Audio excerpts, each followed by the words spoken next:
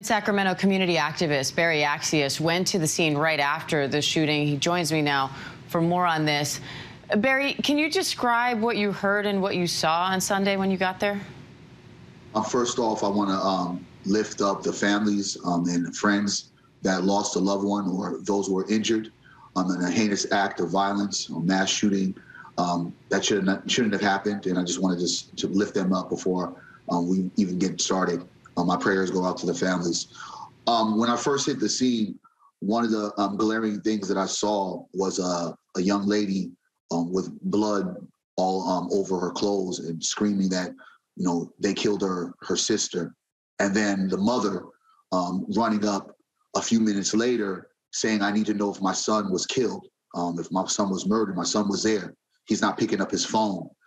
Just the amount of victims and family members that came towards the time of 2:45 during this mass shooting was just crazy, because how could you find out so fast what was going on? But just in this new world age that we have of social media, things happen fast, and you have rumors of flying, and you have individuals not understanding what is happening at that moment. But then to find out that some of those people who were looking for their loved ones were deceased, because I had talked to witnesses that saw dead bodies and saw folks that they knew and gave names. It was just heartbreaking overall. And how did you find out about the shooting, and what was your reaction when you did hear about it? Just doing the kind of work that we do. We always have our ears to the street. So my reaction when I first came down was I heard it was only 3. And then I talked to the councilwoman, Katie Venezuela. We had a conversation before I got on the ground to find out and assess what's really actually happening. And the death toll just kept on going up. The amount of people injured kept on going up. And it was just a hectic scene. It was tape all over the place. It was police all over the place. It was just, people running, still trying to figure out what's happening and where their friends that they came to the club to, where they were at, as well as a lot of folks having to go to the hospital by themselves because the paramedics were so overwhelmed with the massive amount of injuries and folks who had more critical injuries than them. And the shooters are still out there. So what is it like there in Sacramento right now, knowing this manhunt is still underway? Well, I like to make sure that we know and recognize that I believe that this was a target act.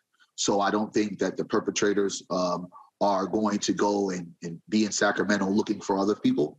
I just believe that this was an incident that was isolated. But the unfortunate part about it, it speaks to the volumes of having these kind of illegal guns in our streets and having individuals who act and move like cowards. It's a day of accountability for so many. It's a day of accountability for law enforcement, the community, as well as individuals that continue to create these senseless, horrific acts of violence in our community, as well as public officials to make sure that they invest more resources and more money for organizations like myself and others that combat this gun violence. The mayor said something that was very important that we need to know, that a few years ago, we had 0 youth homicides. And that means that we literally in this city put together a plan where not only law enforcement, but community organizations, public officials, as well as families all got together and supported a way of moving forward to make sure that we end gun violence. So I know that there is a recipe to create change, but we have to now look at ourselves outside of the pandemic and the rise of gun violence, not only in this city, but nationally, that Sacramento being a little big city, that we no longer can pretend that these kind of incidents will not affect us. So we have to move forward and push and cannot live in fear with these heinous acts. Barry Accius, we appreciate your time today. Wishing you and your community safety. Thank you.